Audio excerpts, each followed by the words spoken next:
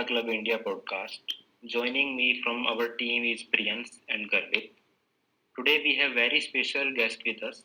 Joining us is Awadhesh Jha, Executive Director at Fortum, and also Surbhi, who is Tech Lead at Fortum. Welcome Priyans and welcome everyone for Fortum team.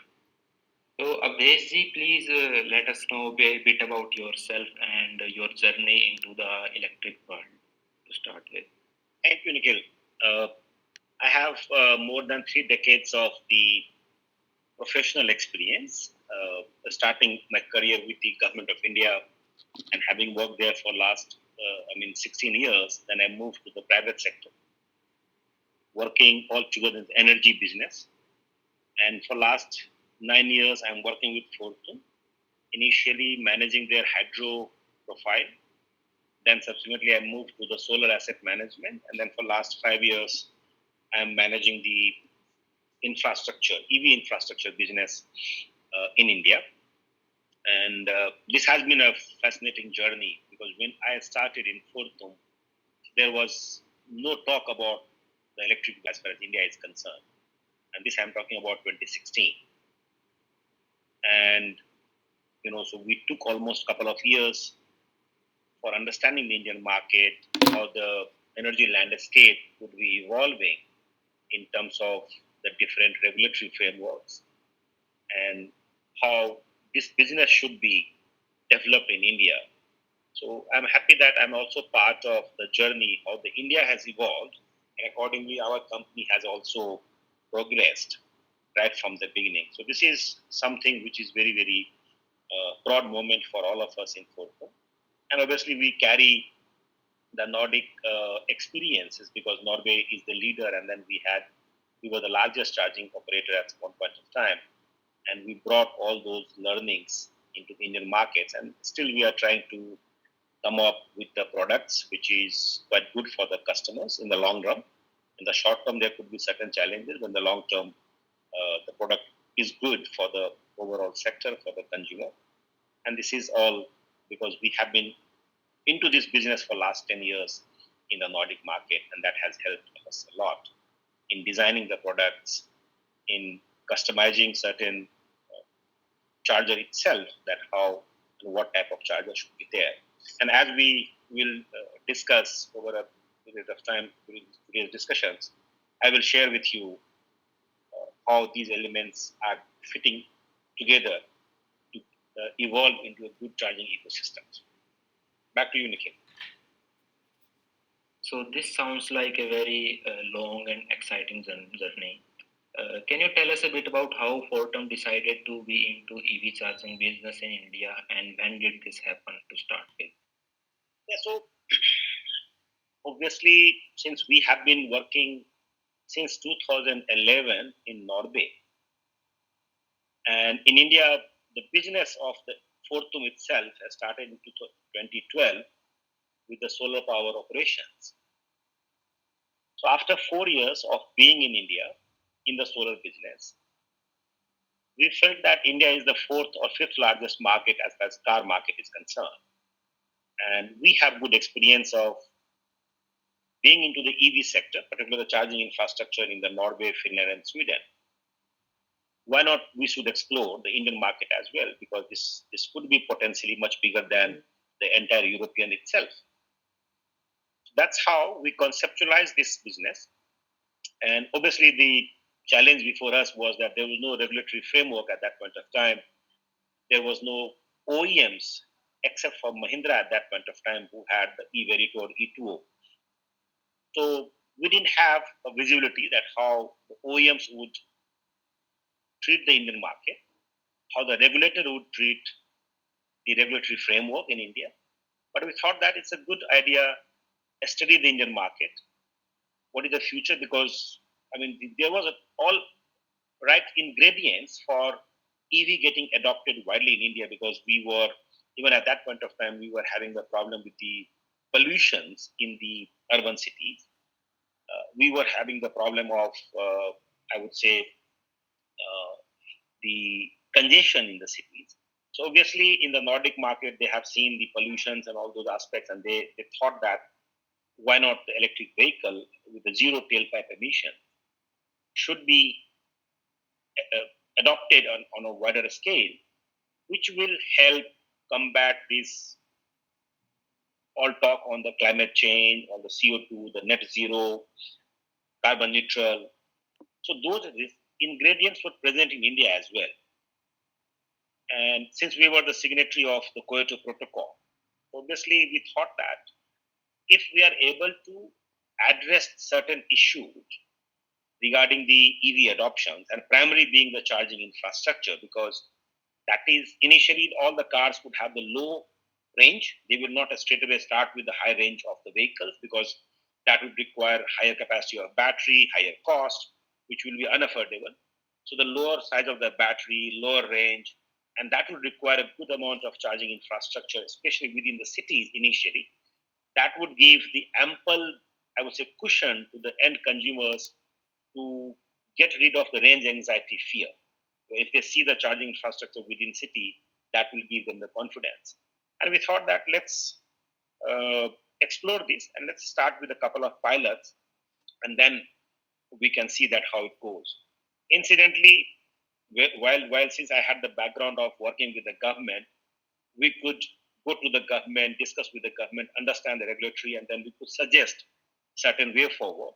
And those things happen, and that's how we are here. So we started our journey practically from 2016, but on ground we started in 2017 in the month of October when we had set up two 20 kilowatt Type 2 AC chargers. And at that point of time, Nikhil, imagine in 2017, I'm talking about Type 2, 20, 22 kilowatt AC charger, where only Mahindra Verito was the car.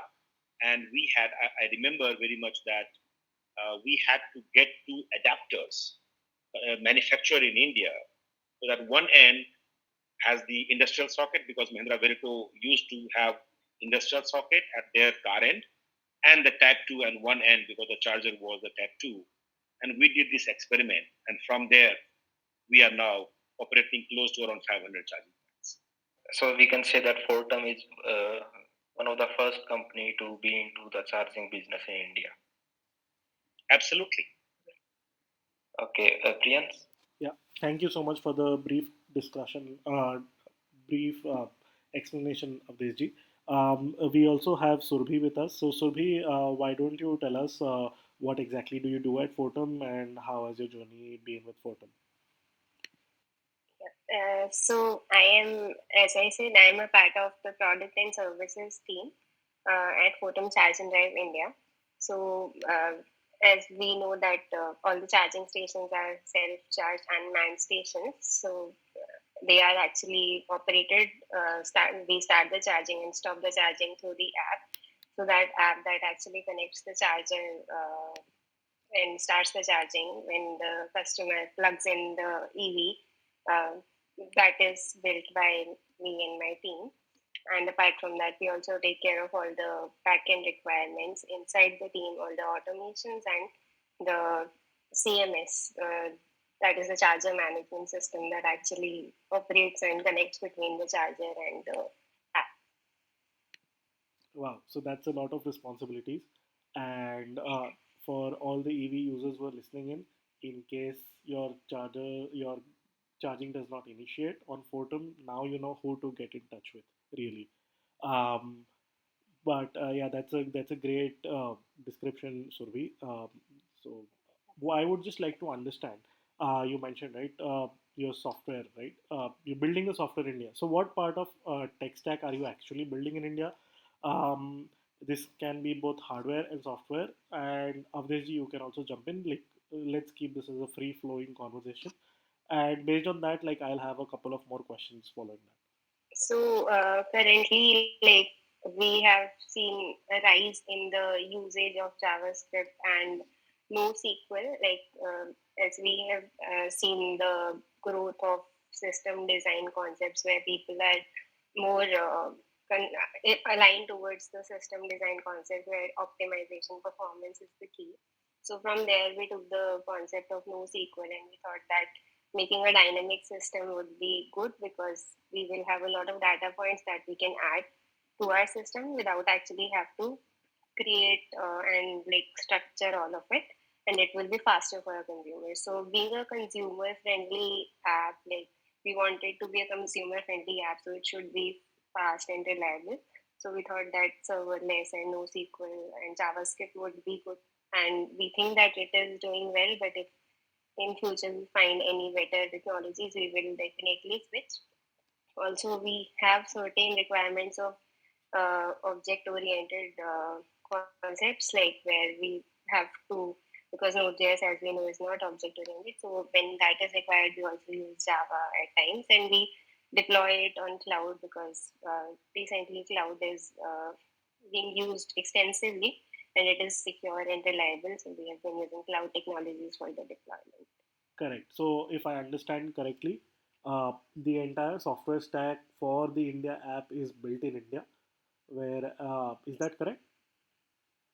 Uh, we have like our roots from the Finland, but yes, it is built Correct. in India.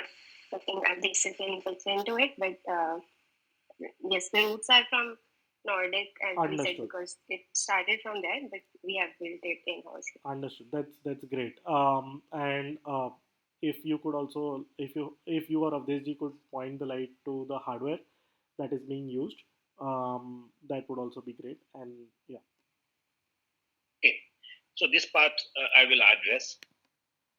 So uh, obviously, as I said, that this was we were probably the first, I would say, the public charging operator. So there was no manufacturer at that point of time. So we had to got a couple of chargers, these Type 2 AC chargers imported from Finland. So we had the two Ensto chargers of Type 2 22 kilowatt. And then subsequently, we also worked with a couple of charger manufacturers in India, and we helped them design a particular charger. So I'll give you an example. When Government of India came out with DC001 standards, they mentioned that the output of the connector should be 15 kilowatt. And the government tender, particularly the ECL tenders, ESL tenders, they were asking for a 15 kilowatt single gun. And obviously, all the manufacturers who wanted to participate in the tender, they were more inclined to manufacture only the 15 kilowatt single gun. But we are the business people, and we want to optimize. So we studied the only available car at that point of time, the Mahindra E-Verito, and what we realized that this car doesn't take more than 9 to 10 kilowatt of power on an average. Hardly there is couple of minutes or maybe 5 minutes for which it takes around 14 kilowatt, that's 72 amp and 200 volt, as was required under DC001. But most of the time it is taking only 10 kilowatt. So we thought that why to go for a 15 kilowatt, which will be overused for as far as this car are concerned. So we suggested to one of the charger manufacturers that why don't you build a 20 kilowatt dual gun DC001. So each output can give independently 10 kilowatt. And that was again first time we conceptualized. Thanks to charger manufacturers, they supported us, and we bought their first set of 20 odd chargers. And incidentally, that charger became quite hit with the fleet operator at that point of time. And subsequently, that's the Indian manufacturers. Then we relied on a couple of Indian manufacturers. We also experimented with a couple of another foreign manufacturers. But then today, as of now, we are working with primarily Indian manufacturers like Exicom. We work with Directs. We have Adore as our partners, qualified partners. We have not any chargers so far, but then they are qualified because we have a process of qualification of a supplier. That's a long run process. And we are using ABB chargers on the AC side. We have Blue Bright, that's a charger again from the AC side. We have Tyrex, and again we are conceptualizing a scheme or a project which will be coming on the different highways as a hub or at the airports as a hub, where we would be developing or will be deploying a power bank supported with the satellite guns, like the Tesla chargers which you see. Wow. It will not be Tesla charger, but it will be a satellite gun like Tesla, and the power bank will be sitting somewhere which probably the consumer would not see. They will see only the sexy looking, the satellite poles, and with the output capacity ranging from 25 kilowatt to 200 kilowatt. So same satellite can charge Tata Tigor or Tata Nexon as well as to the Tesla vehicle as well. So Wow. this is the hardware side, the entire spectrum we are dealing with. Wow. This is really amazing. And like Nikhil, Priyank, I would like yeah, to add. sure. So you basically you are talking about power sharing among multiple guns, right? Yes, yes. Yeah.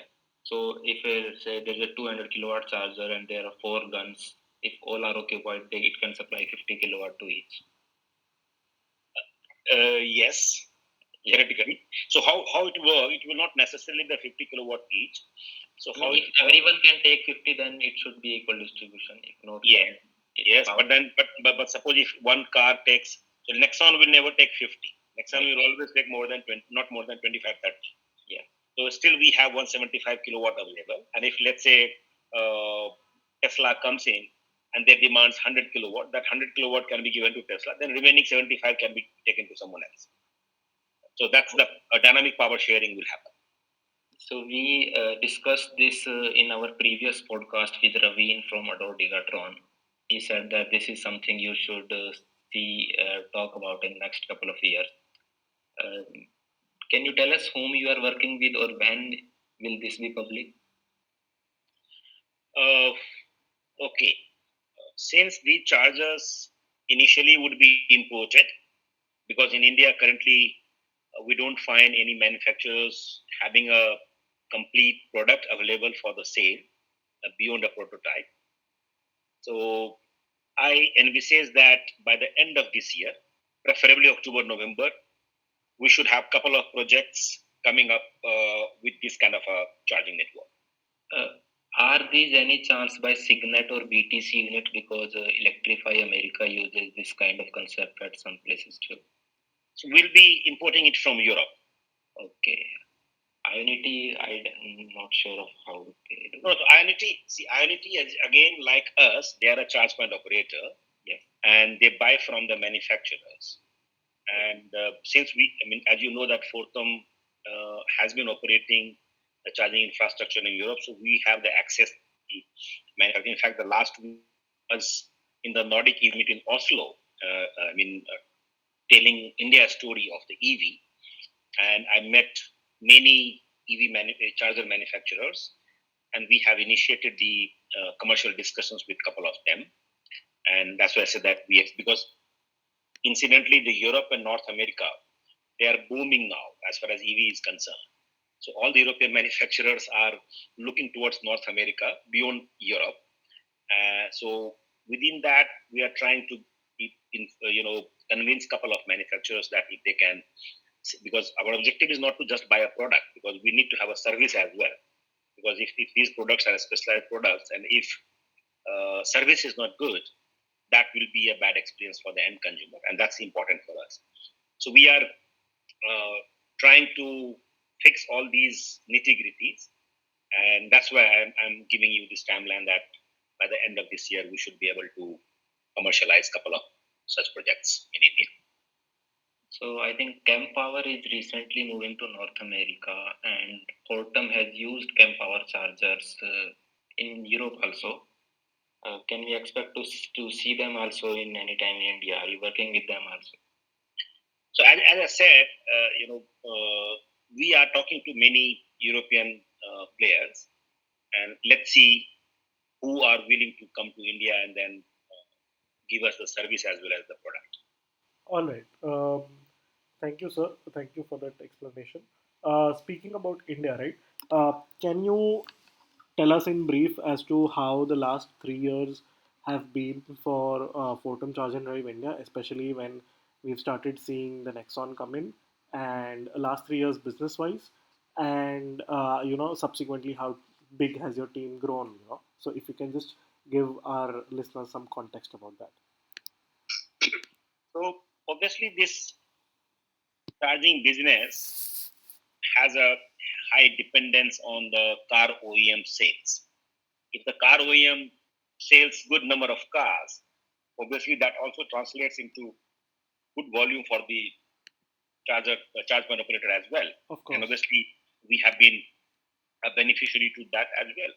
So last year it was a fantastic year for the car OEMs, and thanks to all the consumers, because ultimately it is the consumers which pulls these cars, and that gives the confidence to the OEM, and that helps us uh, make a good business. So without going into the numbers in terms of, but then as far as business growth is concerned, we increased from almost 100 to close to 400 in last year. So we were close to around 100 charging points by the end of 2021. And when I say that by the end, I'm talking about the calendar year. And by the end of December 22, we were close to around 400. So that's the growth we had in terms of the network expansion. Obviously, we deployed a lot of chargers as well in the shopping malls because that's the next set of, I would say, the destinations which within cities we felt that the people would be looking for chargers in the shopping malls or the places where they have a natural stop. Because we had started with the metro stations and the petrol stations, and subsequently we have moved to now the shopping malls in different cities, be it Bangalore or be it. In terms of sales, it has been close to, I would say, 10x growth in the year 2022 compared to 2021. In terms of unique users or the registered users, if that is the metrics, if I use, we have registered users close to around 25,000. So that shows that these many, though I don't have a clarity that whether all these 25,000 people are owning the EV, that I don't know, because we don't collect the information about the which vehicles you drive. Generally, I mean these are optional information which we want. But assuming that they have an interest, either they are a user or they are a potential user of the EV, and they are the base. So 25,000. So this has grown from around 5,000 to 25,000 in last year. And similarly, the unique users means the users which charges at least once in a month to our charging stations. So last year we had close to around 2,500, but this last 3 months already we have achieved around 2,500. So the entire 12 months unique users we have clocked in the last 3 months itself in this year. So this shows that this sector is progressing quite well, and this also validates our assumptions that as the car sales starts increasing, the CPO's business would be more and more viable and more profitable. Wow, that if my math is correct, it's almost 4x growth that you're saying year over year, Yeah. and that, I mean, if anyone who is planning to get into the EV business right now is the space, right now is the time, because the industry has just gotten on its rocket ship in India. So thank you for that. Um, So, can you give us a rough breakdown of how many CCS2 and AC Type 2 chargers, public chargers that Fortum has installed, and what is your goal or expected growth for next year? So out of this around 500 charging points which we are operating, I mean precisely it is around 480. Out of that, 51% is the CCS. So close to around 240 to 250 odd is the CCS Type 2. And when I say CCS Type 2, primarily it is 60 kilowatt charger as of now. We have a couple of 30 kilowatt single gun or 30 kilowatt dual gun CCS, but that's very, very small in number, maybe 5 or 10 put together. But otherwise, it is CCS to 60 kilowatt or 50 kilowatt. So that's primarily the dominant number, around 240 to 50. And then we have close to around 130, 140 Type 2 AC chargers, primarily in the shopping malls, like in Bangalore and in Delhi. And besides that, we have DC001 chargers as well, which we had set up initial years. But fortunately, there are taxi players who are using still the DC001 because the car OEMs is supplying the DC001 compliant cars. This is as of now. Obviously, in terms of numbers, Nikhil, though we do not share publicly the our target, but what we can share with you is that, I mean, internally we believe that by 2026 we should be having close to around 6,000 to 8,000 charging points. So that's the horizon I can give you without going into a specific of year on year breakdown. That would be quite a growth. So you talked about helping in DC001 when it came up. But how do you see its use case in future? I mean, all the private vehicles are going with CCS2, and the ones that have DC001 are Tigor fleet ones and Tata Ace. So, do you think they should shift to CCS2, or these fleets should remain on DC001 so that they have their separate network?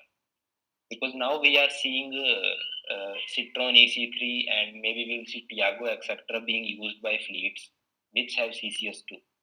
See, as far as charge point as a charge point operator is, I mean, uh, we would not like to get into these discussions that whether it should move to the CCS or not.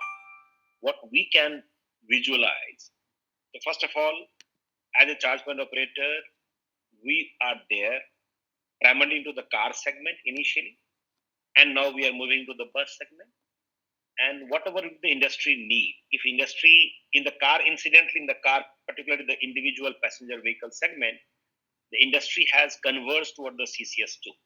But tomorrow, and as we see that there are still a manufacturer on the car side who is still supplying DC001 compliant on the fleet. So there is certain need for the DC001 as of now, and we are, catering to them. In future, and as you rightly said, the Tata Ace is also on the DC001. The huge case of DC001, which we see, is mainly coming from the three-wheeler segment. Even three-wheeler batteries, there are a couple of battery manufacturers who are manufacturing the fast charging capable batteries, and those are complying with the DC001. So those could be the potential use case of the DC001 chargers, which some of our network is being used by such three-wheelers as well. But in terms of the car, we are agnostic. If the industry has a CCS2 requirement, we are setting up CCS2. If tomorrow industry for the logistics segment, if they go for DC001, we will be setting up the DC001 as well. Yes, if you ask as a professional that what would be my preference, yes, obviously I would prefer to have one standard that will reduce my, I would say the capex to the larger extent. But if the industry doesn't converge, the industry still decides to have two different standards for two segment of vehicles like logistics and passenger vehicles, that's fine. We would be happy to support those industry pattern as well. Sir, I understand that switching the needs from the market, like obviously we are there to serve the market, and whatever the market demands accordingly, the company or Fortum will uh, supply the equipment. So that we totally understand. Uh, Talking about the equipment, earlier you mentioned in the podcast that you have certain standards wherein only certain hardware manufacturers can qualify to supply to Fortum. That's great that people are paying a lot of attention to quality. What I would like to understand is that if there are my objective is that we want more Indian charging companies, Indian charging hardware companies to develop chargers in India for India and by Indians. So I would just like to understand how do you select a particular charger OEM? If you can just briefly talk about what steps are you taking, and what kind of testing is done, just so that if there is any budding company or founder CEO listening to this, they would want to align themselves quickly to supply to Fortum? Yeah, so our procurement process is currently governed with, because I mean, as you know, the Fortum has a long history of being in existence. So we are focusing primarily on the ESG factors. The manufacturers who have equal concerns for the environmental and the labor welfare as well. So those are one of the important considerations besides the quality. Yes, quality is paramount, but besides the quality, these aspects are also equally important. So we have that process that we send the questionnaires to the manufacturers. Manufacturers has to answer those questionnaires based on the real-time data, and we evaluate it. And then if we find any risks associated with that one, then we can undertake the audits on site. We can assess the manufacturing capabilities as well. And basis that, we decide on the charger manufacturers' qualifications. And once we have a qualified pool of the manufacturers, then we keep on sending the proposals to them to submit their techno-commercial proposals, and then we decide.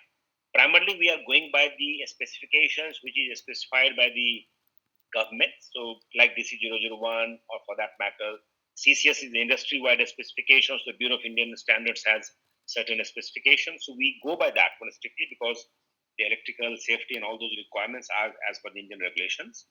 But the qualifications of the manufacturers is basis quality, the manufacturing capabilities, and their inclination towards the different processes for reducing the environmental impact, for taking care of their employee in terms of the payment of wages, the working hours, and the other softer issues as well.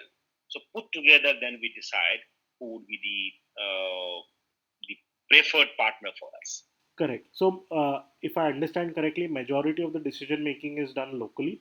There are some inputs that are taken from the headquarters, and that is how probably the procurement process is defined. Basically, the headquarters has set up the steps, and the local company is just following those steps, and whoever vendor can qualify for this qualifies for this. Is that correct?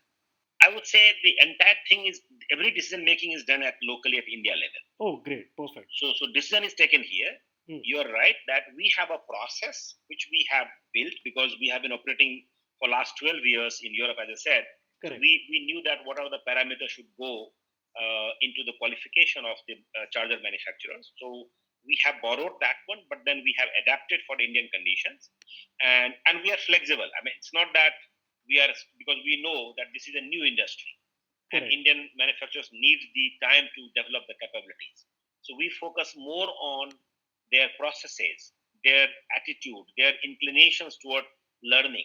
So those are, because the product might not be available for them. A new manufacturer might not have a product, but then they have the processes, they have the I would say the temperament of learning new technology. And the one important parameter which also goes, obviously, that follows the qualifications, that see, we are, since we have a strong list of, or I would say the laundry list of OCPP requirement. We strictly don't go exactly by what the I would say the Protocol. government of India has recommended, Yeah. while they had formulated the TC 001, that what are the OCPP steps should be followed. We have a long list of the activities which under the OCPP or charger manufacturers has to conform to. So the integration of the manufacturers with our backend systems most of the time takes a longer time for the first time, because we don't go strictly by only the commands which is mandated under the OCPP. We have also gathered a list which we have observed during the operations of last 10 years in Europe, and we add that one because that adds to the consumer's convenience. So Correct. we add into our expected list, and that we expect the charger manufacturers to also have enabled in their chargers. So these are also some of the things which makes the manufacturers qualify for us. Understood. And having the rules locally, designed also allows you to consider whether when you are installing chargers in Himalayas as well as the Thar Desert, right? So Absolutely, yeah, absolutely. that's great. Nikhil, why don't you jump in with your question? Right. So it is great to know that you go beyond the OCPP standard because yes, it is a given standard and everyone should be able to follow it. But there are some issues in some vehicles or some hardware. So it is good to know that you are going beyond the set standard. You made a point about ESG, and I mean Tesla has a worse ESG score than some oil companies. So do you think it should be a requirement in your process? If your answer is that should the ESG score be important? Yes, it should be important. There has to be, I would say, inclinations towards bringing the environmental into or the environmental impact into considerations.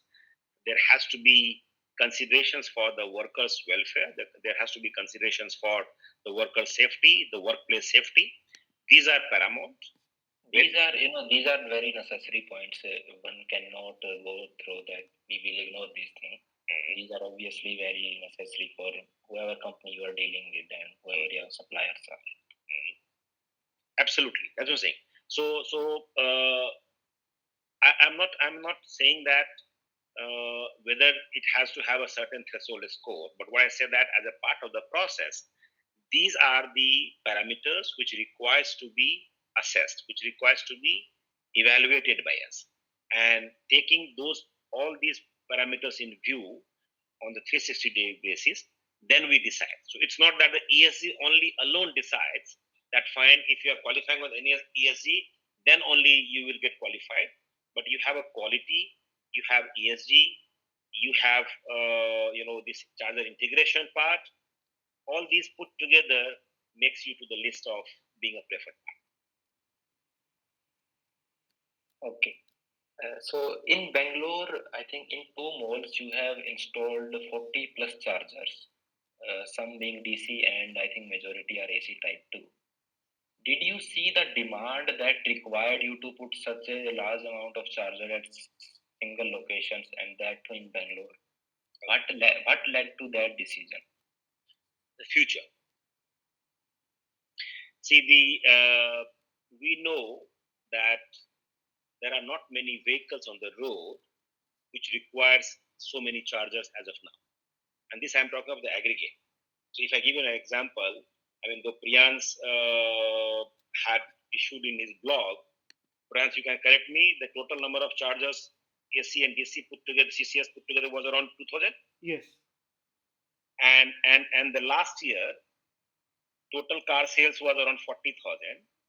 And as per the Vahan database, the total electric car, pure battery electric car in India is approximately 79,000. This I'm talking about, the data up to April.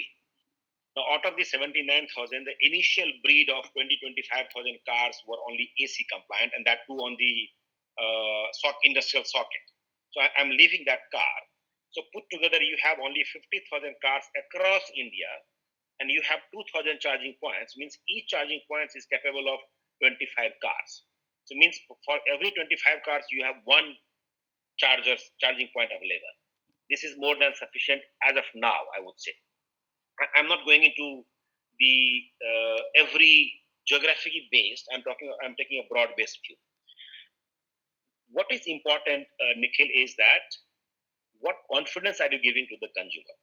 So when we decided that we will have the entire mall floor electrified in Bangalore, the objective was that if a consumer starts seeing that fine, we don't have any problem, we can go do the shopping and still my vehicles can get charged, and there are 50 parkings, so 50 car can get charged.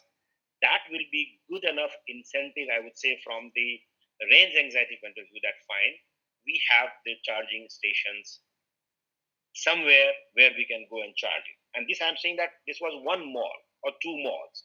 There are other CPOs who can develop the different malls as well.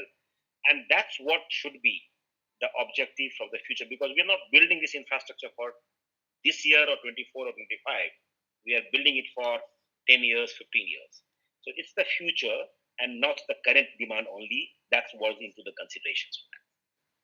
Yeah, when I see these many chargers installed in one location, definitely, I mean, when people who do not have EVs, they will see that they always know that, okay, here there is a place wherein I can come in and charge my car while I'm shopping in the mall or consuming whatever I want.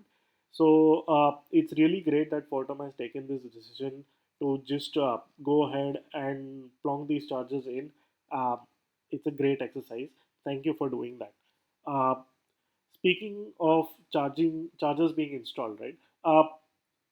What would you say is a typical utilization rate for a CPO in this business? Because people still are. It's a chicken and egg problem wherein companies say that wherein users will say that, oh, there are not enough chargers on the road, so I am not going to buy an EV. Uh, Charging companies will say that not enough EVs are being sold, so we are not putting up enough chargers, or we are not putting it up at a speed which is needed. Although some of it is changing, but still, there are some new entrants in the CPO space who may want to take it big. Uh, what kind of utilization numbers should they expect in the industry? Like, how has it been in the 3 years, and how do you see it going in the next couple of years? I will start with that. There is no doubt in our mind that charging infrastructure has to proceed the before the end consumer starts demanding the car sales in a bulk. Because all said and done, unless the consumer sees by his own eyes that the chargers are available across the cities or along the highways, people will not get enthused to buy the electric cars. And I'm not talking of the early adopters, innovators like you guys. I'm talking of the in general, right?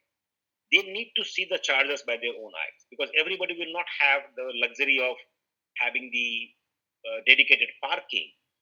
And especially now with the vehicles coming at 8 lakh and 10 lakh, they will be most likely not having necessarily the parking lots, right? Dedicated parking lots where they can have the luxury of setting up 3.3 or 7.2 kilowatt charger. So the charging infrastructure, we are very sure that charging infrastructure has to proceed, and then it has to kind of, taking the lead positions for at least for next 2 3 years in India. That's our clear view, and we are doing accordingly. So we are not currently bothered about the utilizations, and we know that utilizations will be much lower because the number of vehicles are not being sold in the same proportion as the number of chargers being deployed across the country. So we expect the utilizations to be lower, and we know this because we have been through this for last 10, 12 years in the Nordic. We know that how the utilizations evolve. Once the vehicle reaches the mainstream, then the utilizations explodes. So we know the business and we are confident on that one. See, utilization is not a factor also of only the number of sales. Also, it is also a factor of where are your chargers, how many chargers are within the vicinities. That's also very, very important, right? Initially, you will find in India those locations where the area is surrounded by a lot of fleets. Those areas or those locations will have a higher utilizations compared to the locations which will be, let's say, in closer to the residential areas.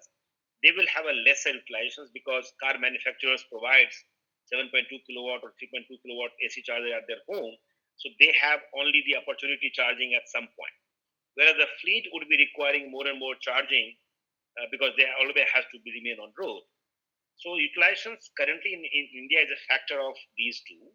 But going forward, we expect that in 2 to 3 years, utilization across a platform or across the portfolio should be closer to around 12 to 12.5%. And that should be good enough for any CPO to remain motivated for getting the break even. All right, so 12% is a good enough number.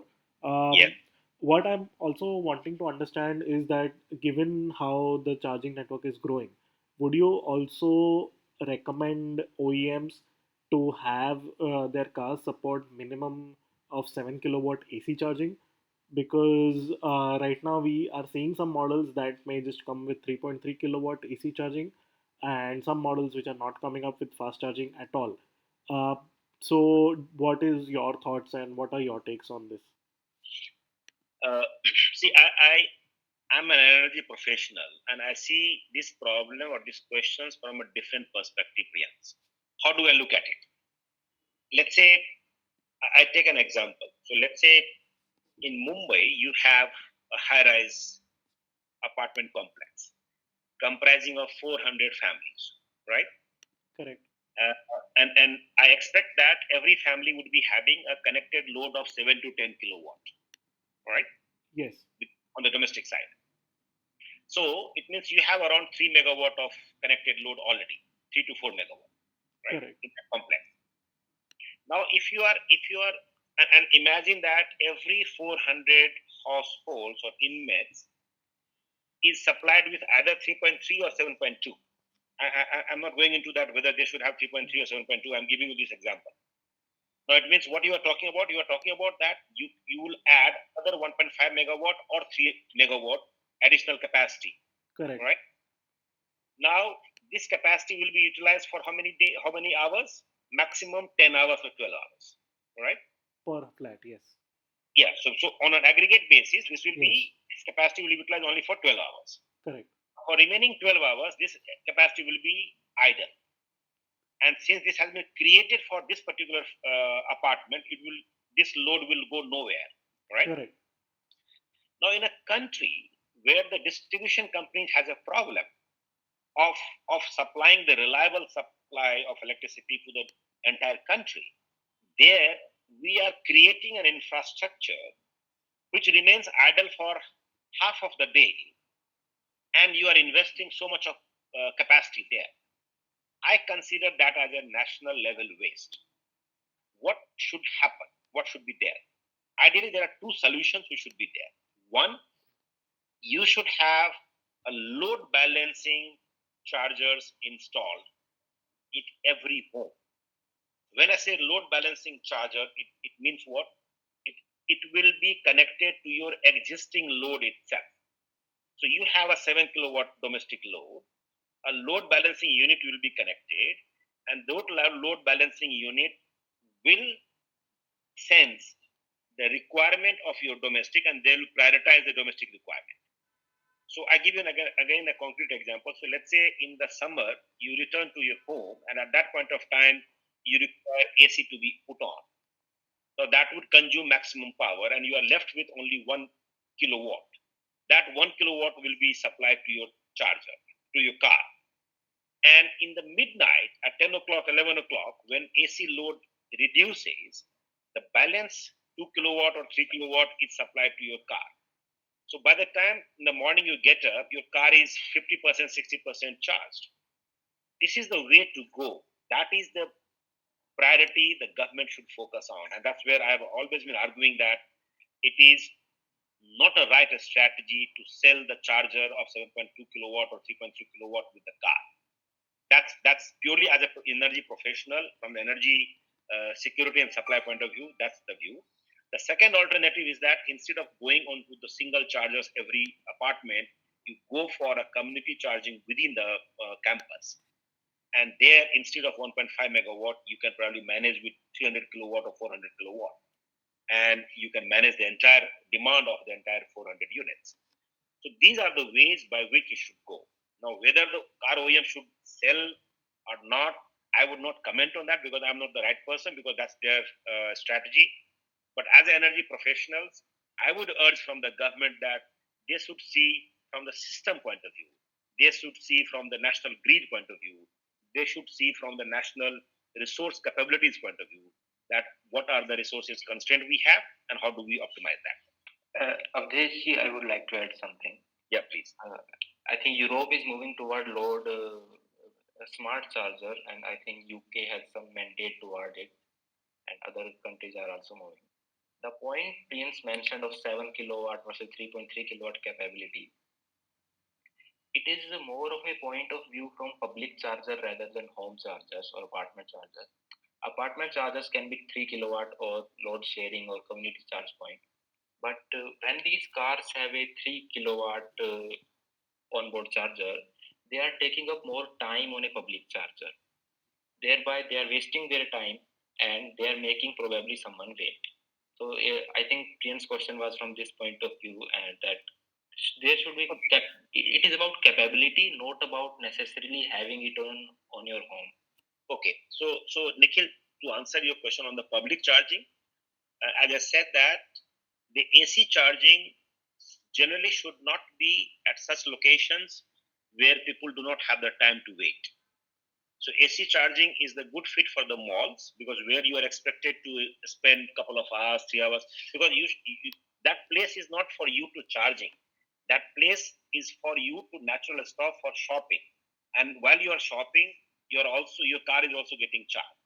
But wherever you feel that there is a stoppage required for charging, 7.2 or 3.2, I'm not in favor of either. I'm in favor of at least you should have 15 to 30 kilowatt or 20 kilowatt DC chargers, so that the vehicles would get enough juice in 1 hour. That's our view on the public. You are absolutely right. I mean, we need AC charger in parking, every parking, whether it is mall or normal parking in offices, so that people they are waiting longer. Yes. But in case of malls, so they are watching movie, they are there for let's say 2 and 2.5 hour. Yes. So more kilowatt hour can be added in those with a slightly higher capacity than 3 kilowatt hour. So yeah. So since Nikhil, this is also a function of, I see, because see, the more capacity you add on the onboard charger, ultimately it adds to the cost of the vehicle. It also adds to the overall weight of the vehicle, efficiency of the vehicle. So obviously OEM would be prioritizing, and I believe that any car now coming up with anything beyond 30 kilowatt, I would say kilowatt hour of battery, probably would think of having 7.2 instead of 3.3, and then if there could be one or two who can be continuing with 3.3, but mostly will be moving towards the 7.2, I assume. Avdeji, that has been an excellent point of view because uh, as just as an EV consumer, I couldn't have thought of it from a national grid point of view. So thank you for explaining that in that particular way. Garvit here has quickly dug up something, which is the Yamuna BSES power, right? So he's saying that Fortum and Yamuna BSES power have deployed some kind of grid load balancing chargers. So, is that true? Can you tell us more about it? And is it similar to what we were discussing earlier? Okay, so we had done a pilot project for the BSES Yamuna, and this was funded by partly funded by the Nordic countries as well. So as a part of this project, this was a load balancing, but this was a static load balancing. What exactly I mean by static load balancing? So let's say you are trying to set up an infrastructure, let's say 560 kilowatt charger. So you require 300 kilowatt, right? Contracted load, right? 60 into 5. Now, on the nearest transformer, your available load is only 100 kilowatt. Okay, Priyank? So in that case, what would be the natural response of the distribution company is that you have to augment this transformer and make it to 300 so that your 300 kilowatt is met with. Okay? Yeah. Now, we know that there is hardly 1 hour within these 24 hours where all the 6 chargers or all the 5 chargers would be fully occupied.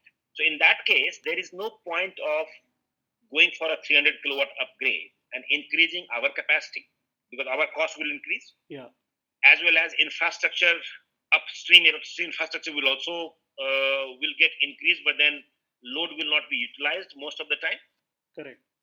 And this will also add to our higher operating cost, because if we have a more contracted load, we'll have to pay a fixed demand charges multiplied by the load. every month. Yes. So that will make our business unviable as well. So for that, again, taking the cue from the Nordic country where we had done this pilot, that we have run this pilot, that fine, you have a 100 kilowatt and we have a 300 kilowatt requirement.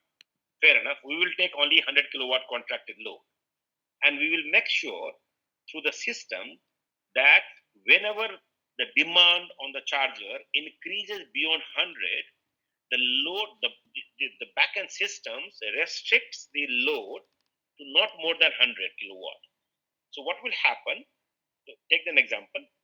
Suppose one vehicle comes, it requires 50 kilowatt. Fair enough, it is within 100 Yes. kilowatt, they are taking 50 kilowatt. The second vehicle comes, it requires 30 kilowatt. Hmm. Given to them. Third vehicle comes, it requires 40 kilowatt. Now 50 plus 30 into 40 is 120. Yeah. Now we cannot allow this 120 because we have a contract load of 100. If we do 120 draw, there would be a huge penalty for us, Correct. as well as that will put pressure on the upstream infrastructure. So what system will do, the moment it will sense that the load is exceeding 100, it will reduce the speed of charging on the previous two chargers as well. Okay. All right. In a Proportional. manner that this will get distributed over all the five vehicles equally. So that is a static load balancing. And the next step is the dynamic load balancing. And when I was talking about this load balancing at home, I was talking about the dynamic load balancing. Correct. That it will sense from the, it will toggle between the domestic use and the charger use. Whatever with the priority is the domestic, it will go to the domestic, and the remaining only will be given to the car. That's the concept. So this is the pilot we have done, and that is what we expect every CPUs and charger manufacturers to do it. On paper, this pilot really sounds very logical, because even if I'm not wrong, even Tesla is doing something similar, wherein they have high capacity, like the units are functional, the units can give higher power when it is needed, and but up to a contractual load. So yeah, this is great. Nikhil has a couple of more questions. Yeah, I mean, Tesla has four stalls to a single cabinet, and each stall can do 250 kilowatt. But that single cabinet is up to 387 kilowatt something. But it is connected by DC-DC buses to other cabinets, so that if other load is not being used, it can supply to one cabinet also. So, Jayji, am I right in saying that majority of Fortum chargers till now have been in cities? Yes. When will we see Fortum doing the same expansion on highways? Okay. So uh, this is the logical evolution, Nikhil. So when we started, we had only Mahindra Verito with 140, 150 kilometer range. Obviously, and at that point of time, those vehicles were primarily sold to the fleet. So that was intra-city travel. Then we had another manufacturers coming in. Again, the range was close to around 150, 160, and that did not give the confidence to the consumer to go outside city. So obviously, we started with the city, and in the city also, we started with spreading across city. So one charger at each locations, not more than two chargers we were putting up, because we wanted the chargers to be more visible to the consumer instead of putting all the chargers at one locations. And that was the initial thought, and obviously the requirement also of the EV deployment. And so that's how the city has got more and more chargers deployed. Now, since more and more personal vehicles are coming up on road and it has a range of 250 plus, which gives the confidence to the consumer to at least travel between the satellite cities. Like, if you are located in Mumbai, then the Mumbai Pune, Mumbai Ahmedabad, Mumbai Surat, probably you can travel frequently if the highway chargers are supported. So we now clearly see the requirement of the highway charging, and accordingly we have started expanding on the highways. As we are speaking, we are developing a hub along the Bangalore Hyderabad that will be close to midway between Bangalore to Hyderabad. So there will be coming up with 20 charging points at that one hub. Though we have one charging stations operating along that highway, but then we'll have another hub developing with the 20. In Delhi, Chandigarh, on the right hand side, if you travel from Delhi, on the right hand side, we have 4 charging points operational, and we are developing a hub in the Karnal where it will be in next 6 to 8 months. I mean, already 6 charging points on the RHS we have, LHS also we have started, but we'll be developing the hub also with the 40 charging points in the Karnal itself, because that's exactly in between Delhi to Chandigarh. If you drive from Delhi to Mussoorie, you have 5 or 6 locations where we have the charging points. Delhi Jaipur we have electrified, and we are developing a couple of chargers are operational, and then 5 or 6 locations are coming up. And we have a plan that we should electrify from Delhi to Mumbai, because we have some locations in Ahmedabad and some location in Surat, but then we want to close the gap between Udaipur and Bharuch and other areas. So that is the Delhi Mumbai, and by the end of this year, you will find at least 10 to 13 highways getting reasonably electrified from our side. This makes me very Okay, happy this to is hear. Sorry, Nikhil. This makes Yeah. just me very happy to hear that we will see these big charging hubs. Sorry, Nikhil, continue. I mean, Priyans would be happy with Delhi, Mumbai. He keeps doing it.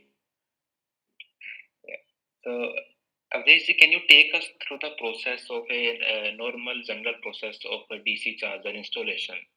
Sometimes people have many complaints, so maybe this will give them a better perspective of what are the steps involved and why sometimes there might be issue or delays in it. You mean from the installation side? No, I mean from the basic step, from how do you start the process and how does it till the start the operationalization of charger. Okay. So obviously it starts with the selection of the charger. So first you have to depending upon the locations, you have to identify. We have to make a broad estimates on the likely traffic, and based on that, you decide on the capacity, number of chargers, and then that decides the electrical infrastructure. And once you decide that, fine, these are the type of chargers we will install. So obviously, then you go and procure those chargers. And once the chargers is, while the chargers are being prepared to deliver at the site, we prepare, and most of the time, the site preparation takes time. When I say site preparations, I'm not talking about the civil works, but primarily getting the electricity connections from the grid. That is, unfortunately, most of the time is the bottleneck in the expeditious installation of the chargers, because every state is learning currently. Some state is evolved, some state is just made the beginning, so they are learning the regulations, they are learning the requirements. Many times the distribution company do not have the required forms of under the relevant category which the respective regulatory commissions might have notified. So we have to deal with all these, I would say, I mean, the word I wanted to use is that uh, they are not aware, and we have to handhold them. Sometimes we have to wait for their responses, and this takes time. Some of the time, they have a genuine problem of the transformer not being available with them. So then we have to buy the transformers ourselves as well. And if it is a HC connection, then most of the time we have to buy the transformers ourselves. So this is the activity which takes maximum times. Ranging from 4 weeks to it can take as many days as 6 months. So that's the longest period which takes. But then we prepare rest of the activities on the site, and once the charger comes in, then it gets installed, and then we undertake the commissioning by undertaking the tests by charging the test vehicles. And once this is done, once it's established, then we also test it from our back end that is the app working, is the charging session is properly recorded, and all these kinds of testings we do, and then we publish it on our applications that now you can go and you can use the chargers. Okay. So can you give us an idea which state have been the friendliest to work with, biggest, and which you might have some slight problem that you want them to evolve? you know, we are doing business with every state, and will be doing the business with every state. So for us, it's learning along with them. So it will not be fair to say which one is better, which one is bad. For us, we are learning together with them. So we will evolve over a period of time. We will evolve a new industry. We all are evolving. We all are learning. Yeah. Okay. Also, one more point. There, at some places there might be issue of fluctuation or regular power cuts, but that route might require a charger to be operational most of the time. Do you see Fortum using battery storage at some point? In West, Tesla, Electrify America, they have been using mega packs at many locations. Do you see such concept being used in India? I'm sure we'll be doing this kind of a experiment sometime. At this stage, I can't give you the timeline because we are crystallizing our concept on this. Uh, because we are dead against using the generator as a backup. We are dead against. I mean, we don't see any logic, irrespective of that highway being very, very frequented. But then, and we have indirectly got a couple of references from the couple of groups that why can't you use the generator because that's the route we use, but then there is no fun. So we are very clear that we will not be using the generator. So we need to have a backup in some routes. But this is Nikhil. What we are conceptualizing is not from the backup for the power cut. We are conceptualizing this battery more as a solutions to reduce the load on the grid. So instead of, because if I'm setting up, let's say, 100 kilowatt charger, why do I require 100 kilowatt connections? Can I do with the 20 kilowatt connections, which will be more expeditious because the the connections on the LP side is given very quickly. On HT side takes a longer time. If we have the batteries, then these 20 kilowatt connections probably can continue charging the battery, and this battery can supply the car when they use it. But obviously, so we are crystallizing this concept more from that point of view and less from the power cut backup point of view. But then this will also be used as a power bank. I think there's a company called FreeWire in North America which uses this concept. They have a inbuilt battery, so they only require a small connection of 10 to 20 kilowatt, and then it can supply a 50 or 100 kilowatt maybe. Yeah. Priyansh? Yeah. Um, so Avdeshji, earlier you mentioned that Fortum is looking at developing electrifying the highways. So just wanted to clarify that again. Fortum is going to look at developing large format wherein you have multiple chargers, like you mentioned that you're installing up to 40, 50 chargers in Karnal itself. So are we going to see that also happen on say routes like Bombay, Delhi? And just a quick side point wherein earlier, like in my podcast, we had talked about where Fortum is also uh, working in the EPC business. So, is it also possible for Fortum to have solar panels in these large format sheds, wherein you're also generating some kind of electricity?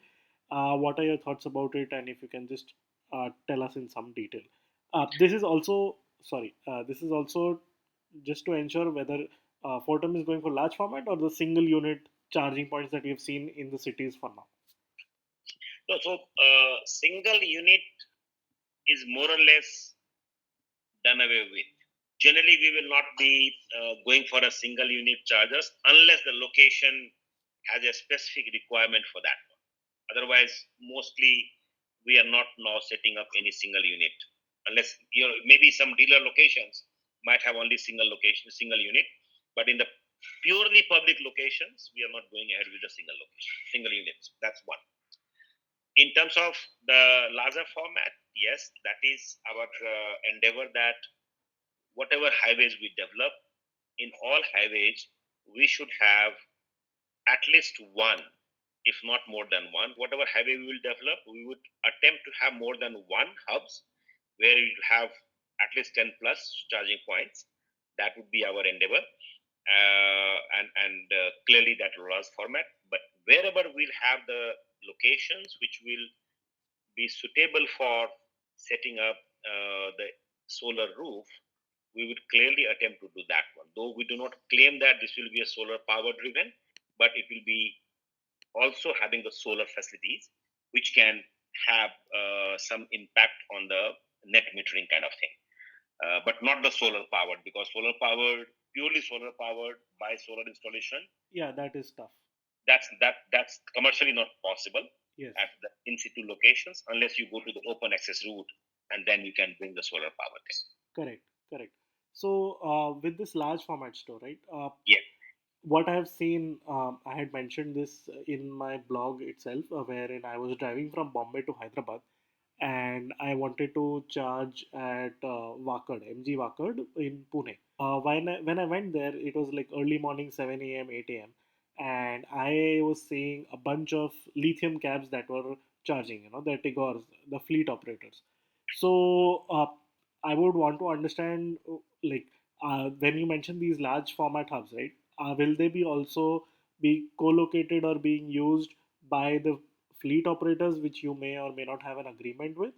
If you can just throw some light on that, that would be great.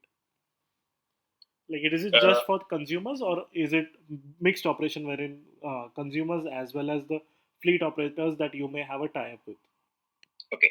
So first of all, as I said, that all our charging locations are for public, right? And when I use the term public, I consider this as an unrestricted access to all EV user. That EV user could be fleet, that EV user could be individual owner as well. So it is not that we have a fleet agreement and that's why they are charging this particular unit. It's not like that. Any Understood. fleet can go and charge it, any individual can go and charge at that locations. Incidentally, what we have seen, and because we are aware of this issue, Priyans, in any case, the MG Whopper, because we have also been reached out by a couple of users that they were trying to use it, but they were not able to use it because the fleets were in the queue for charging at that location. And incidentally, there's only one charger with the two charging points. Correct. So the ideal way is that we should augment close by, and we are in the process of identifying the locations, and that's where this is my appeal through your platform, that anybody has access to the locations close by, we'll be more than happy to get connected and then set up the charging infrastructure close by. So but we cannot restrict anyone that you cannot go and charge it. The one suggestions which I got on the social media from some of the users is that why don't we introduce the booking? That way it will help even the individuals that they can book the slot, and at that point of time they can go and charge it. So that's a good idea. Booking as such, in principles, we are not in favor of, because that creates a lot of different problems which on the face of it we do not visualize, but then it has a lot of logistical issues. Because I give an example. Suppose, Priyans, I have booked locations for half an hour or 15 minutes because we can't book it for entire day. Correct. So and then let's say for any reason, a genuine reasons that you got stuck in the traffic and I could not reach out to the location. And in the meantime, someone has just walked in to the Yeah. location and they need it, the charging. Now that person is not able to charge, and the other person has not able to come to the charging stations. This creates a different kind of frustration, this kind of a different kind of a stress in either people's mind. And as a consumer, you have not availed this benefit, and then you will feel that fine, I have not been able to use it, my money got blocked, or if it is free, then no accountabilities. So this, because we have this experience in the other market, and we felt that in the initial years of operations, the booking is not the right way. But on the particular this place, since there is a demand and we have a lesser supply, we feel that the booking could be a possible immediate solution till the time we find some alternate place to put our chargers. And we are working on that if we can activate the booking on this particular charger and see how does it pan out. But yes, I'm extremely sorry for all the EV users. They are facing these issues. We are aware of this fact and we are trying to find these solutions very soon. No, sir. It's totally understandable, and also at the end of the day, an EV is being charged. That means that it is being used. So somewhere or the other, we are doing something which is better for the environment. Um, as far you brought out a very interesting point wherein you mentioned about the booking of charges, right? Nikhil and I are like having opposing views. Nikhil is against booking, and I am for booking right now. Uh, what one of the reasons, one of the pain points that you brought out, right? If someone has not reached a particular charger and there is someone waiting to charge, I think that problem is solvable by software. Surbhi here can obviously attest. Basically, you tell someone that, okay, hey, the charger is booked from say 12 to 1 p.m., but you can charge till the time that person doesn't arrive. And when that person arrives, your charging will automatically stop, and the person will be able to use that gun and put it in their car because they have booked the charging slot. That is just one of the ways that uh, I am just brainstorming here as to what can be done to avoid that problem. But yeah, for a detailed discussion about the charging, the booking slot pro and cons, you can refer to our older podcast, which will be linked in the show notes. But Avdeshji, if you have any other thoughts to add to this. No, absolutely. As I said that, I mean, we are open to have a detailed discussions. I would not say on the podcast, but then offline we can have a detailed discussions on the brainstorming, because see what we believe that the works in booking has a, from the consumer's point of view, it brings the convenience, no doubt about that. Yes, uh, but as a system, booking generally works where you have a lesser supply and more demand, right? Because if the resources is finite and there are more number of people, then you try to book the slots so that people know that fine, and because if you have a plethora of supplies and lesser demand, then booking is not needed, except for the bringing the convenience to the end customer. correct. So we are aware of that, and we'll be happy to discuss it offline as well. To but then as I said that we are trying to experiment on this particular locations using the booking also, and we are working on that. Maybe in a couple of weeks we might start booking on this particular chargers and see how does it work.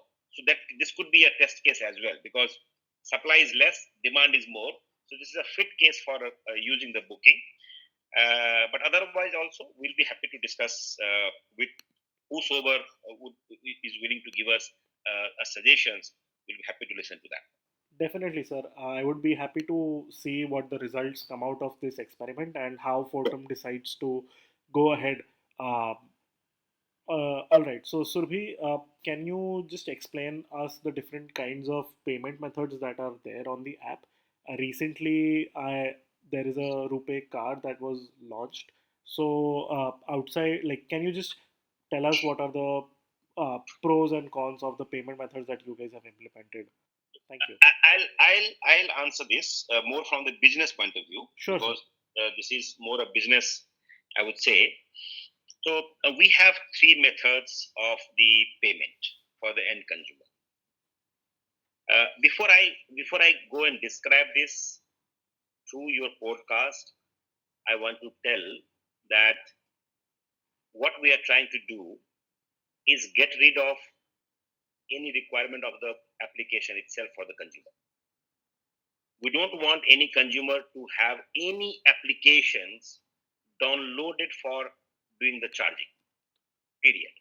That's our expectations, because we have been used to filling the gasoline tanks of the vehicles without requiring any mobile applications.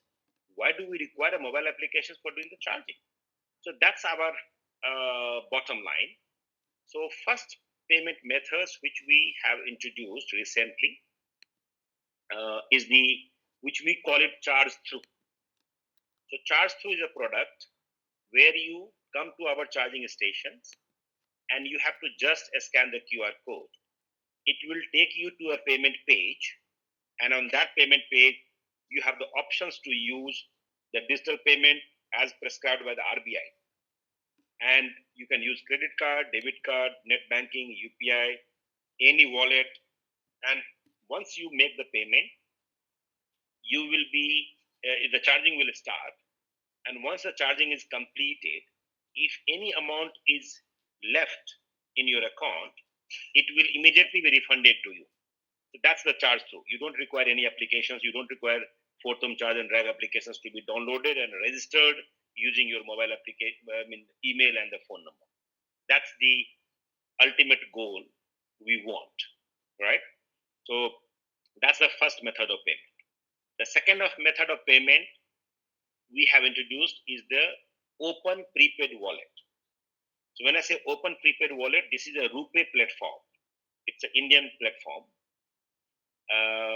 where you would be required to do a min KYC. This is required as per the RBI. And you can, in a month, you can load in this wallet up to 10,000 rupees. This is your choice. This is your discretion. This money in the wallet lives with you. It is not in our account. It is till the time you consume, it is your money. It is in your wallet. And where do you use this card? Besides Fortum charging network, you can use this card anywhere. It's like a prepaid card to you. So you can pay your electricity bills, you can pay your hotel bills, you can book the ticket on Book My Show, you can pay your OTT fee. Whatever you want to do with this card, you can do it. No money remains blocked with Fortum Charge and Drive. The money is control, money is yours, right? And the third payment is again the pay as you go. So there you are not using the wallet, you are not using the charge through, but you want to pay as you go. So in that case, you'll have to download the app. You have to register yourself with the mobile email and the OTP, the mobile number. And once you are registered, then you will be choosing your payment methods. You can choose credit card, debit card, or whatever digital payment methods. And in that case, you make the payment. That amount gets blocked for that sessions. Again, that amount gets blocked for that sessions. Once your session is completed, any amount left will be refunded to you.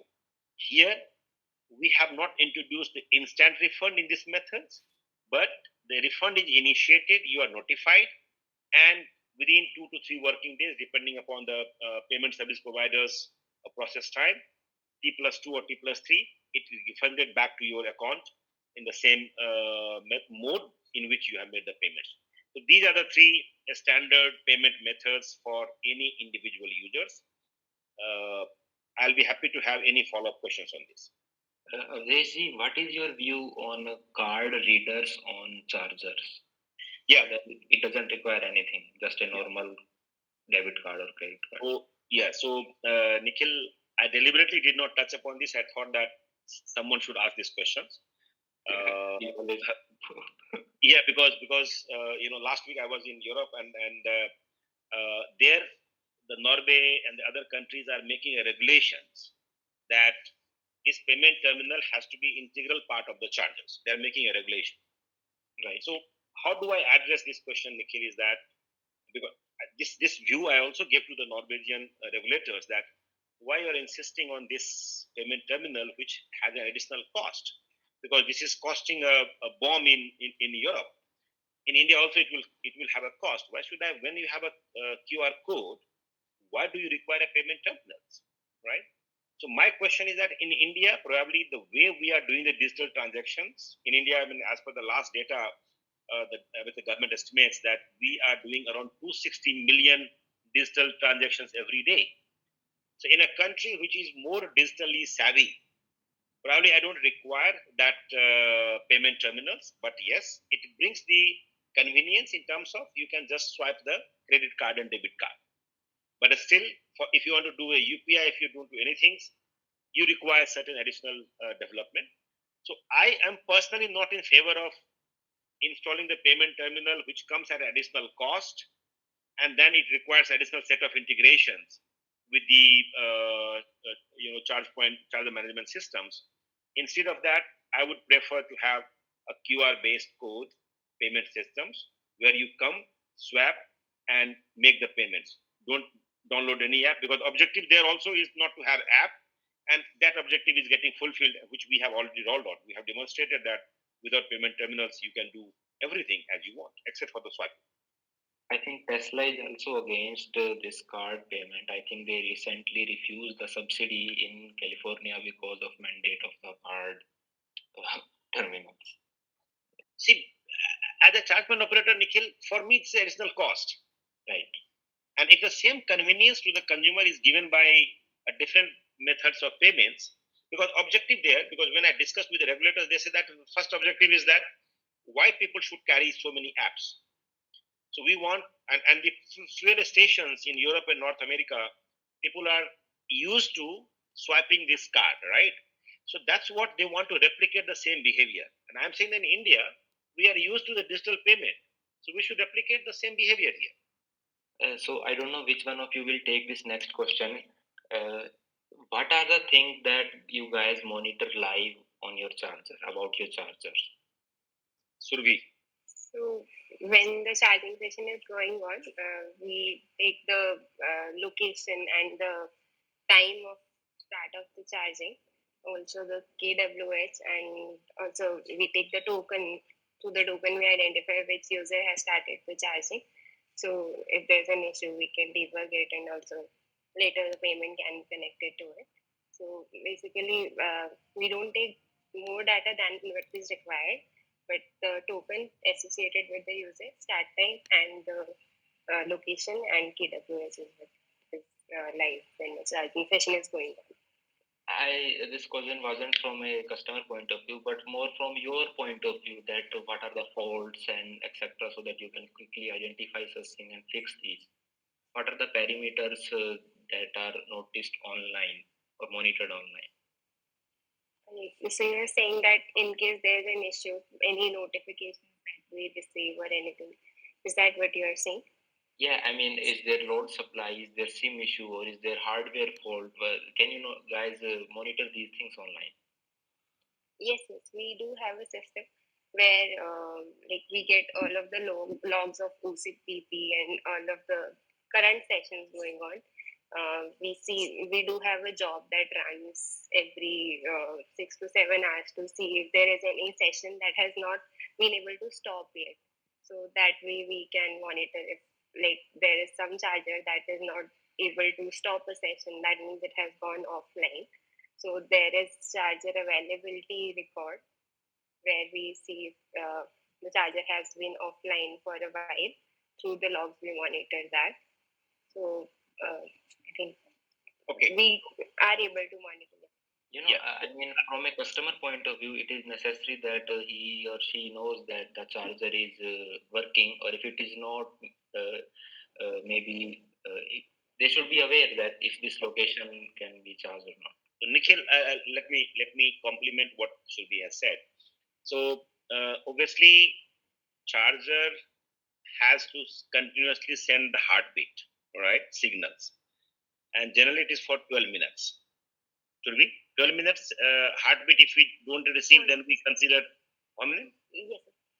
So 4 minutes. Every 4 minutes, it sends the heartbeat. Sorry, but yes, as you say, 12 minutes is the time. Yeah. So every 4 minutes, the charger has to send the heartbeat. If it is not sending for continuously 12 minutes, then the charger is notified as offline on our systems. And the moment it is offline, then it is also shown to the customer as offline. So if there is no power supply, if there is no communication supply, and if we don't receive the signals from the chargers for continuously 12 months, this will be the message is, if you look for our chargers on the app, it will show you offline. So from the consumer point of view, because on the consumer app you can see three colored symbols. So one is the red, that's the offline. One is the green, that's the online, and the blue is connected. Means the charging session is going on that particular connector. So this is how. But as far as health of the charger is concerned, so we continuously monitor it, uh, and we have a remote diagnostics. So basis the remote diagnostics, we can understand that what is the fault in the chargers, and there are certain faults which can be set through the software remotely or through the firmware. So we do it that way. But if there are certain, let's say MCB is tripped, now we can't ascertain from the software that MCB is tripped. Yes, we can ascertain that power line is not there, power is offline. But what exactly is the reason for that power offline? Then there we have to depute someone to see that what is the issue, and then they go and then they find and then correct it. Similarly, the other issues which we don't see on the remotely is whether somebody has pressed the emergency button and not released it. So that's also is possible to be seen as an offline the charger, but on the ground someone has to go and release the emergency button, then only the charger will be online. So we have that remote diagnostics, but then there are certain things which still we have to depend on the physical visit. On this point, about the emergency button, do you really see that it is needed on chargers, or it is just some government mandate? That's why it is there. If you ask me, functionally it is not needed. It is more from the government's regulatory requirement that it is needed. Why I'm saying so? Because the purpose of emergency button is in the real emergency, and when even if you press it, essentially only the supply to the guns is disabled, but then overall supply, the electricity supply is still coming in. So and in case of real emergency, let's say fire, nobody will go to the charging stations and press the emergency button. So it's more regulatory requirement, less a functional requirement, but it's there. And you know the only good use of this emergency button which I have observed is that when the consumer gets stuck, and through the app or through RFID or through the back end, if they are not able to release the connector, then they can press the emergency button and release the connector. That's the only good function I could say visualize.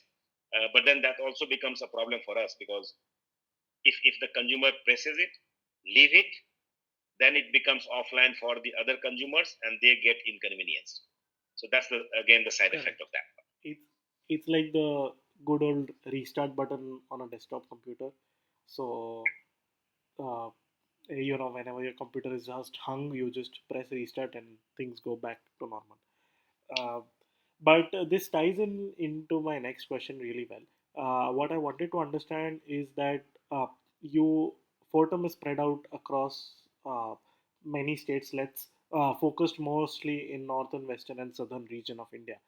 Mm. Now, the hardware is installed. Hardware is hardware, right? I mean, hardware can break down.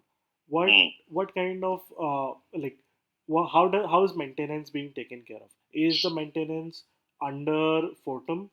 Is it under the charger manufacturer who has supplied the charger, and or is it the responsibility of, let's say, MG Wakat, right? So MG has installed the charger there.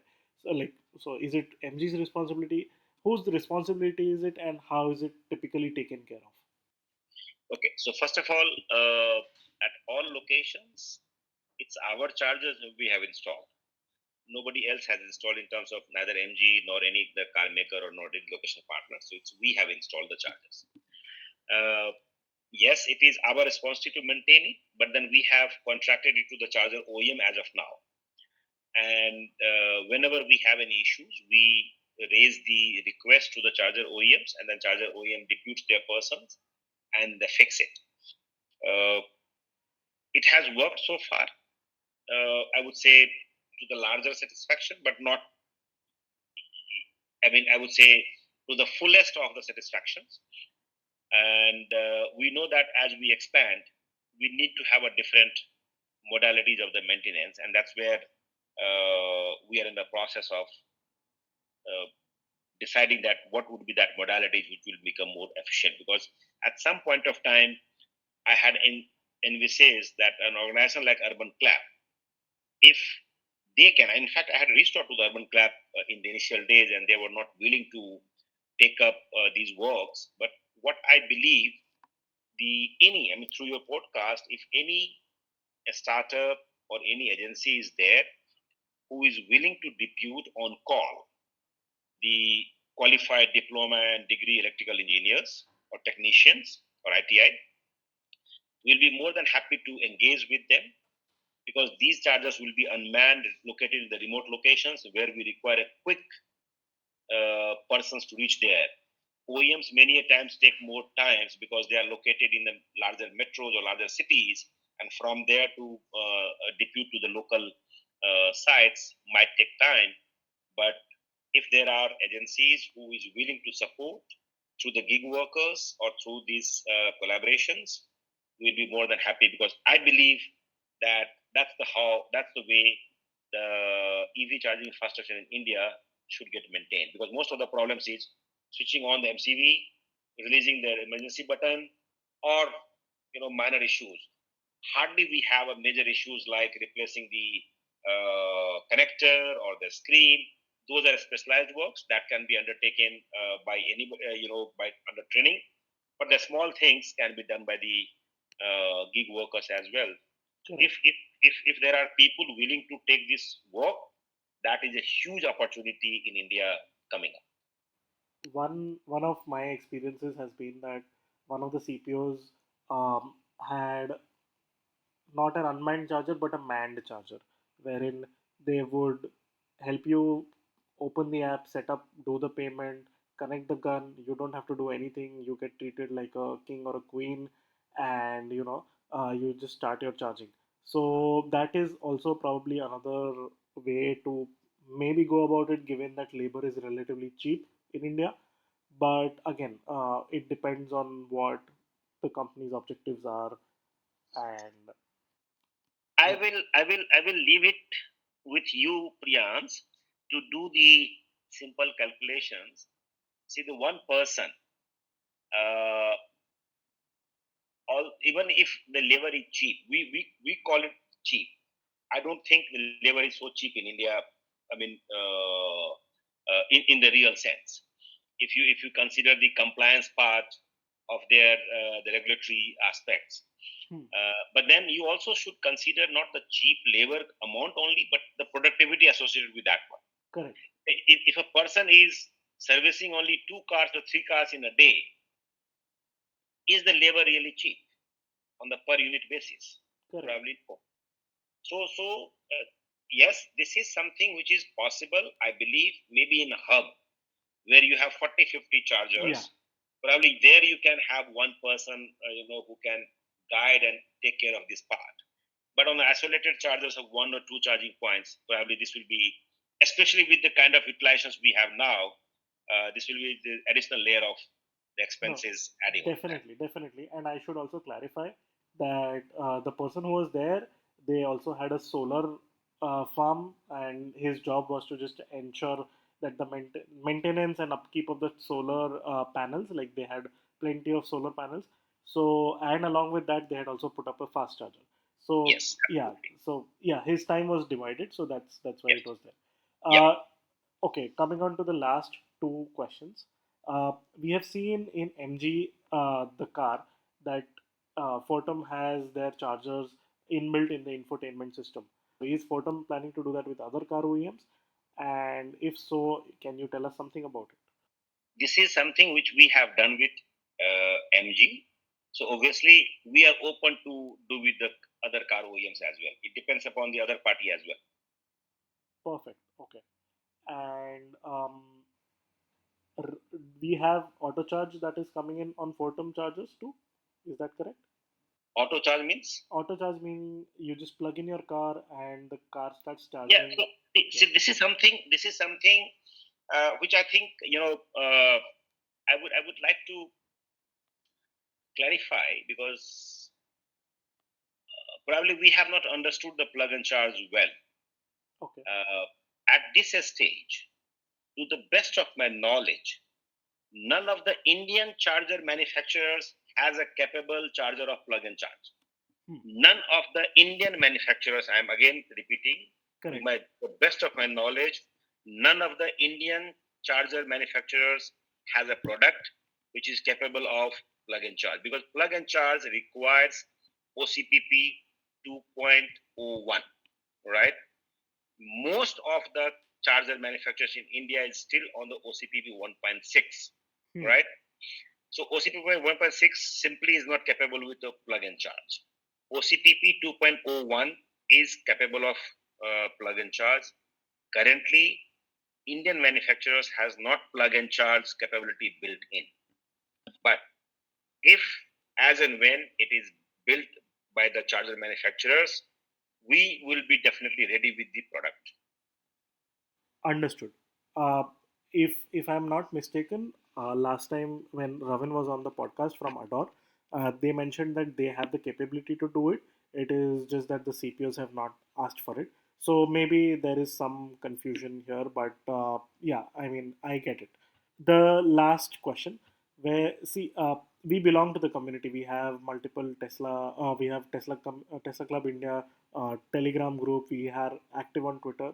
There are a lot of new people who join in to see what is happening in the EV space. If they bought an EV space, they join. They come together and we discuss a lot of EV issues. Now, from the community, uh, is there an ask from CPO that if there is some message that you would like to pass on to EV users, we would be happy to do so. And lastly, before EV users start, abusing uh, the CPUs, that this particular charger does not work or that particular charger does not work, using brand names or something like that. If you can just give us a ballpark cost of installing, let's say, a 60 kilowatt charger or a 50 kilowatt charger, so that the consumers also know that CPUs are putting in real money behind building the infrastructure. So yeah, that's my last two questions. See, I don't think customers should get worried or should be burdened with that how much money a CPO invest, because as a customer, it is their prerogative, it is their right to demand a service, whether we have invested X or Y, it doesn't matter to them. And it should not matter to them. If I'm a consumer, if I'm going to a charging stations, I expect a seamless charging. So that's their right, and I don't have any problem in admitting that yes, sometimes they might be facing issues at our charging stations, and we apologize for that one, and we are trying to work to improve every day, and only thing what we expect from the EV users that yes, you can say that we have been there for 3 years, 4 years, but then this is in a space where we are trying to learn. India is a different country. We are trying to learn. We have a different set of challenges. Just be patient. You face issues, just call back to us. We have the customer care number. Call back to us. We assure you we will give you full attention and to resolve your problems, irrespective of whether we have set up a hub or the single chargers. Uh, as far as another messaging which I want to share with the EV users is that CPO many a times are not the problems. Many a times the problems could be with the vehicles as well. I believe that the car OEMs through the dealers and the CPOs should collaborate closely to develop a, I would say, point of sale awareness module where an user, when they go and buy electric vehicle, they should be told very, I would say, a good amount of information about the battery. How does the battery work? How should the battery be taken care of? And how should they should do on the charging as well. Many a times, because I have seen that some of the car models are getting into critical air if they get a charger at 150 kilowatt charger or 100 kilowatt charger, or beyond a certain specified capacity. Now these informations are not nothing to do with the charger manufacturers or chargers, but maybe with the battery configurations. So I think the ecosystem of the car OEMs and the CPOs need to collaborate to give the right amount of information to the to the EV user, so that they can understand the problem, because it's a new for everyone, and it's a completely, it's a chemistry which is important. So we need to learn that chemistry, and that can be given by best by the car dealers, and the charger OEMs is responsible for supplying the amount of charge which is designed for, and as long as they are supplying that one, that should be fine. So that's the only thing, that you should be slightly considerate to the CPUs. We are doing our best for giving you the right amount of power at the right time, at the right voltage and the current. But ultimately, it is the battery which demands or which dictates that how should it get charged. So be slightly considerate to the CPUs, and try to be the bridge between the car OEM and the CPUs to have the right amount of information spread all across the ecosystem. You nicely mentioned this point, Avdesh. I mean, there have been cases where a prospective owner knows more about the electric vehicle than the dealer he is buying from. There's definitely lack of education in dealership also, and that's where community comes in. There's a Tata EV club which has been very helpful in educating the new Nexon owner, especially. Yes. The community does indeed play a role, and thank you very much both for coming on podcast. And Surbhi, we are very sorry that we didn't have more questions related to software for you. Maybe next time we will. And, yeah. No problem. Okay. Any closing comments from any of you? You want to say any last thing, and then we will wrap this up. I would say that India as a country, we have been doing great as far as EV adoption is concerned, and I'm very happy about the car segment, because it is the only segment in India which is currently thriving without subsidies.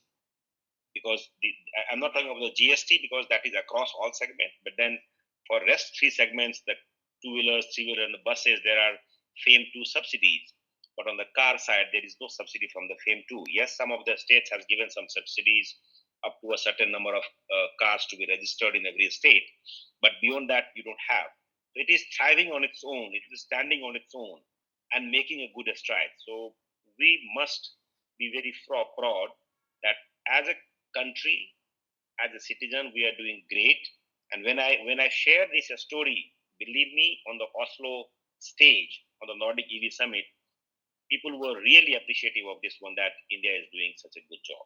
In 1 year, we sold 40,000, which Norway achieved in 13 years.